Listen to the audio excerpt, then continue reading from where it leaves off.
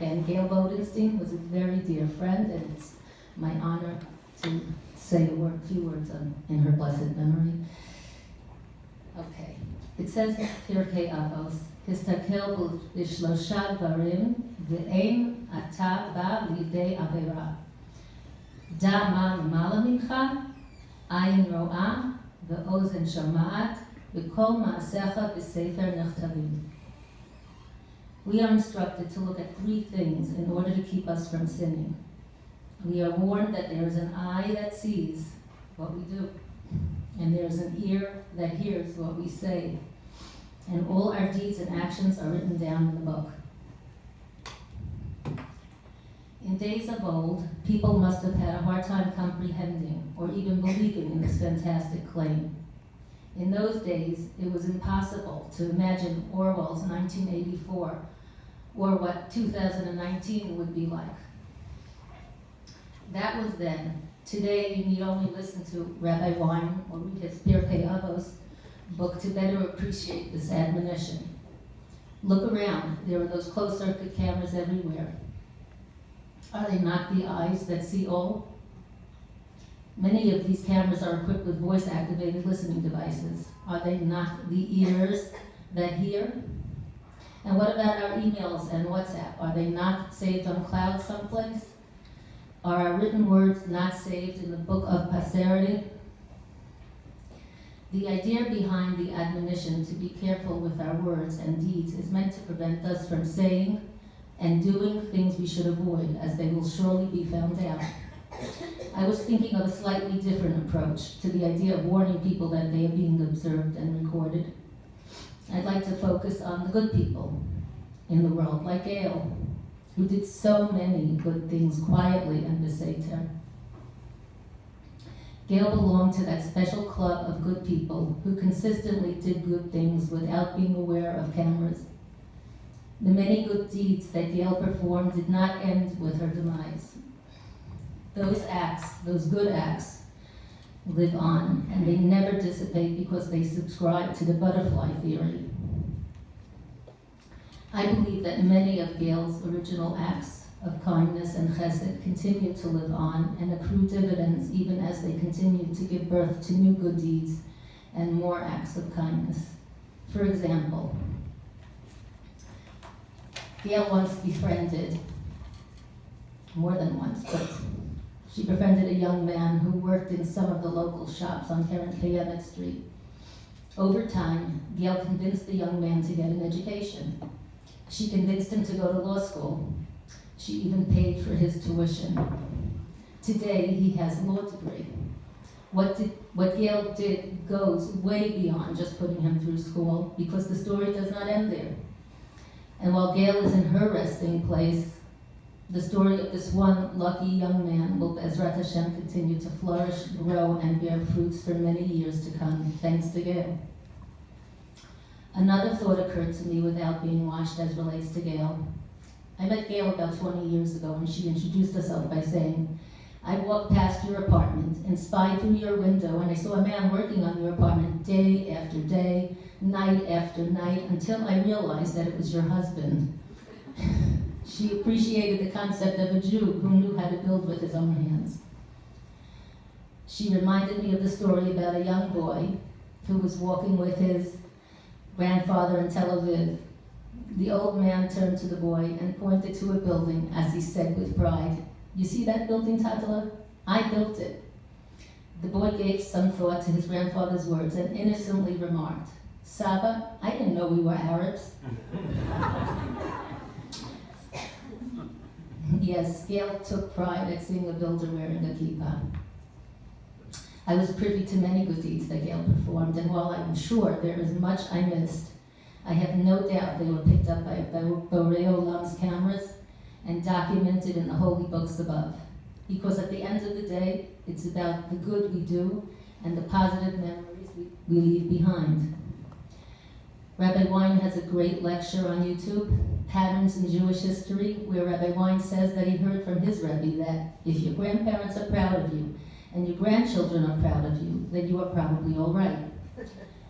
Rabbi Wein then asks rhetorically, what did my grandparents think of me, and what will my grandchildren think of me?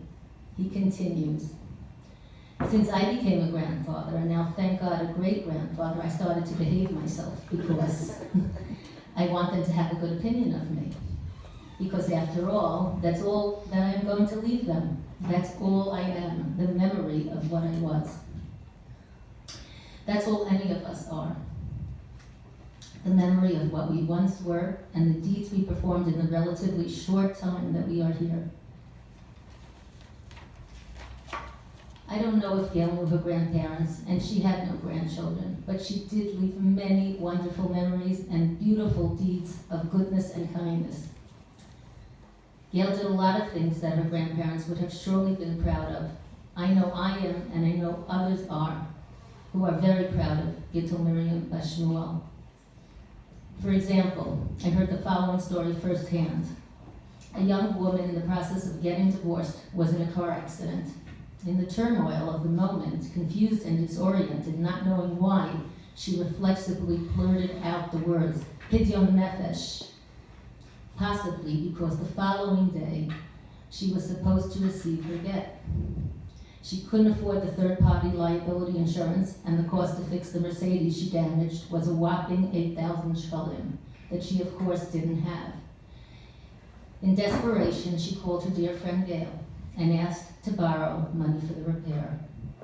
Gail gave her the money in traveler's checks, including the 3% to cover the commission charges, and added the words, Pidyon Nefesh. Those were the very words spontaneously uttered by the young lady just after the accident. Shortly thereafter, Gail informed the young lady that it's a Shemitah year and that she doesn't owe her anything. Right? But Gail was not only kind, she was highly intelligent and wise. She was an accomplished lawyer and, for a time, an EPA, Environmental Protection Agency judge. She made Aliyah long ago and used her time in the Holy Land efficiently.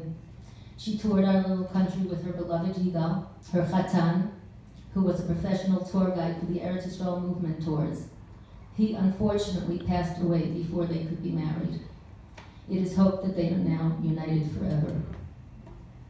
She loved our beautiful country. She really felt like she was home. She frequented many of the shiurim lectures in the neighborhood. I have a mental picture in my mind of her racing down Al-Farisi Street carrying a sefer. She went to most, if not all, of Rabbi Wein's lectures. She had great admiration and respect for Rabbi Wein, as we all do. I remember when she did me a favor not that long ago. She came by and cheerfully picked up the newest of Rabbi Wein's books and brought them to Rabbi Wein for me to sign.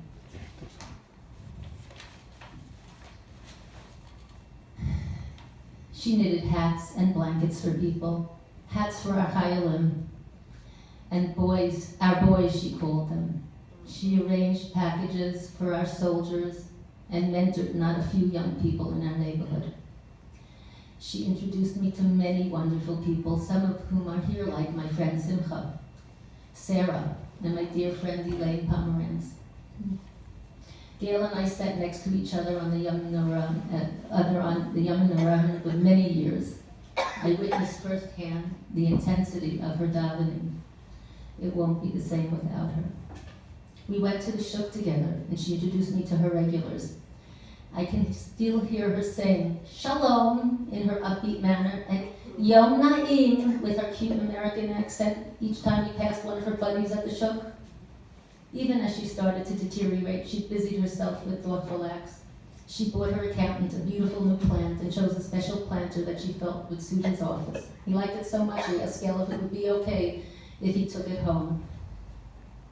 I recently learned that Gail would go over to the Kohanim and thank them for their blessings after shul. Anyone who knew Gail appreciated the way she always greeted everyone with sever panim yafos, always with a kind word and a big smile. Gail Bodenstein was indeed my friend. I already miss her and her bubbly personality.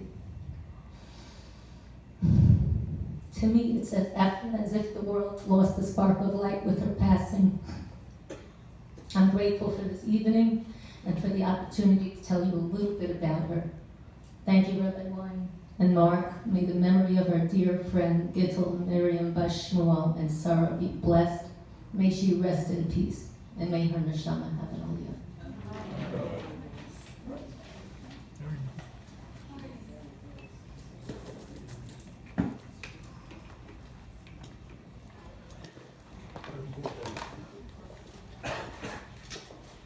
Thank you, Dora.